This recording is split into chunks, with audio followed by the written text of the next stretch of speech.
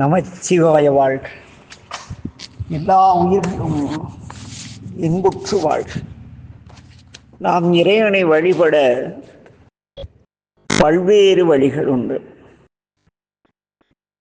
அதில் இறைவனை எளிதில் அடைவதற்கான ஒரு வழி நமச்சிவாய என்ற திரு ஐந்தெழுத்தை தொடர்ந்து ஓதுவது என்பது ஒரு வாழ்வியல் உண்மை.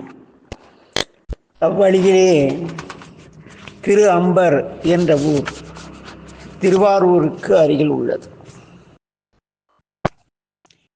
இங்கே ஒரு அற்புதமான ஒரு சிவாச்சாரியார் வாழ்ந்து வந்தார். அவர் வேதங்களில் சிறந்தவர். வேதங்கள் கூறும் 5 விதமான கடமைகளையும் தவறாமல் செய்து வாழ்ந்து வருகிறார். அங்கே திரு அம்பருக்கோ திருவாரூருக்கோ அடியார்கள் வந்தால் மெய்த்தொண்டர்கள். அடியார்கள் என்றால் திருவேடம் தாங்கிக் கொண்டு இலவசமாக உணவு கிடைக்கும் இடத்தில் தங்குபவர்களுக்கு அடியார்கள் என்று பெயர் கிடையாது. ஏனெனில் பெரிய புராண நாயகர்கள் அடியார்கள் என்று பெரிய புராணத்திலே பேசப்பட்ட யாரும் நம்மை போல எல்லா வசதியில் இருந்தாலும் ஒரு 1000 ரூபாய் மிச்சமாயிற்றே என்று அடுத்தவர் தயவிலே தங்கி அடுத்தவர் தயவிலே உணவுண்டு உளவார பணிக்கோ திருமுறை முற்றோருக்கோ சென்றதாக வரலாறு கிடையாது. எங்கள் காலத்தில் கூட அப்படி கிடையாது. ஒரு சில இடங்களில் அவ்வாறு நிகழும். மற்றபடி அந்த திருவாசம் முற்றுவதல் என்றால் ஆலயத்தில் சென்று நாங்கள் அவர்கள் இல்லத்திலிருந்து சாப்பாடு கொண்டு சென்று இறைவனுக்கு சில இடங்களில் அதையே நைவேத்தியம் செய்து நாங்கள் பகிர்ந்து சாப்பிடுவோம். யாரோ ஒரு பணம் மிக்கவர் அடியாருக்கு உணவளித்தால் பாவம் தீரும் என்பதற்காக செய்யக்கூடிய அன்னதானங்களை எந்த அடியார்களும் சாப்பிட்டு வந்ததாக பெரிய புராணத்தில் பேசப்படவில்லை. சமீப காலமாக நான் இப்பொழுது திருவாரூர் சென்றிருந்தேன்.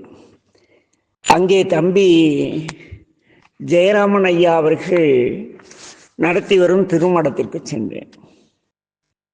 அதை பற்றி சில கருத்துக்கள் எமக்கு ஏனெனில் இந்த வரலாறு திருவாரூருக்கு அருகில் உள்ள திரு அம்பர் சம்பந்தப்பட்டது. அம்பர் மாகாளம் என்று பெயர்.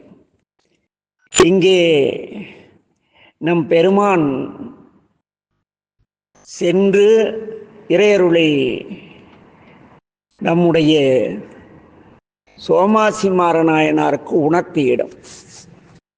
ஏனெனில் இங்கே சிவனடியார்களை கண்டார். அவர்களின் பாதம் பணிந்து தனது இல்லத்திற்கு அழைத்து சென்று அமுதூட்டும் இயல்புடையவராக இருந்தார்.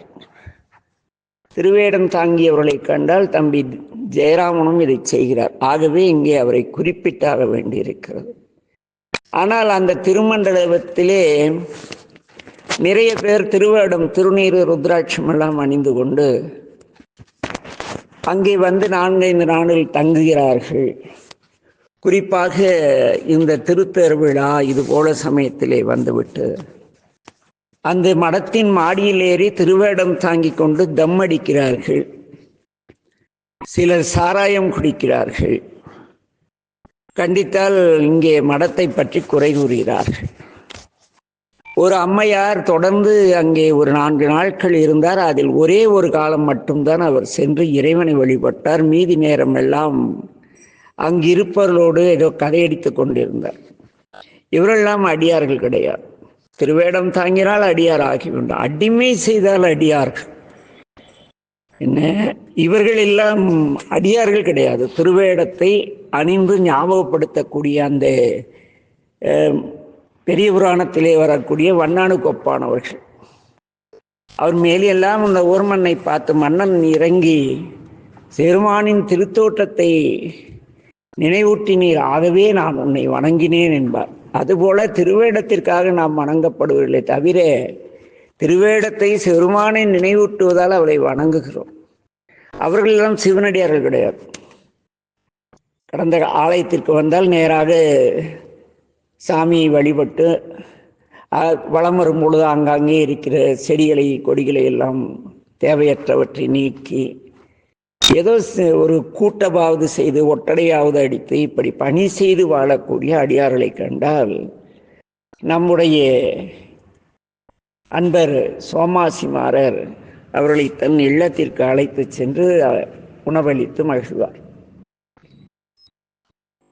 நம்முடைய வாரா திருவுடைய பெருமானை முன்வைத்து தினந்தோறும் யாகம் செய்யும் வழக்கமுடையவர். அந்த யாகத்தில் காசிற்காகவோ பொன்னிற்காகவோ பொருளுக்காகவோ சுயநலத்திற்காகவோ அவர் செய்யவில்லை. இந்த சிவநாமத்தை தொடர்ந்து ஓதுவதால் உலகம் நன்மை அடையும் என்பதற்காக நம் ஞானசம்பந்த பிள்ளை கூட அவர் தந்தையாரிடம் பொருளை கொடுத்து உலக நன்மைக்காக தாங்கள் வேள்வி செய்யுங்கள் என்று கூறியதாக பெரிய புராணம் பேசுகிறது. அவ்வழியிலே நம்முடைய சோமாசிமாரர் தினந்தோறும்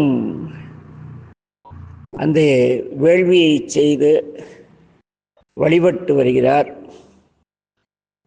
நம்பியூரர் ஆகிய சுந்தரமூர்த்தி நாயனாரிடம் அன்பு கொண்டு அவர் ஊரான திருவாரூர் சென்று அவரை வணங்கி ஐம்புலங்களையும் வென்று அறுவகை குற்றமாகிய காமம், குரோதம், லோபம், மோகம், மதம், மாச்சரியம் ஆகியவைகளை கடந்து பக்குவ நிலை பற்றி இறைவனுடைய திருவடியை சேர்கிறார்.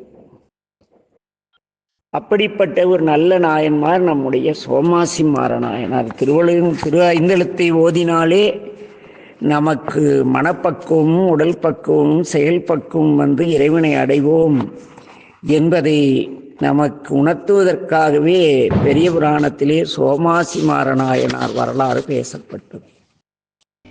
இது பஞ்சாட்சரத்தை ஓதியதால் இறையருள் பெற்ற சைவ அடியார்களை, சிவனடியார்களை பற்றி இதுவரை சிந்தித்து, அடுத்த பதிவு சற்று விபரீதமானது. மதத்தை சார்ந்தவராக இருந்தாலும் அவருடைய தலைவர் சிவபெருமான் என்பதை நமக்கு உணர்த்துவதற்காக நிகழ்த்திய வரலாறு. அதை சிந்திப்போம். திருச்சிற்றம்பலம்.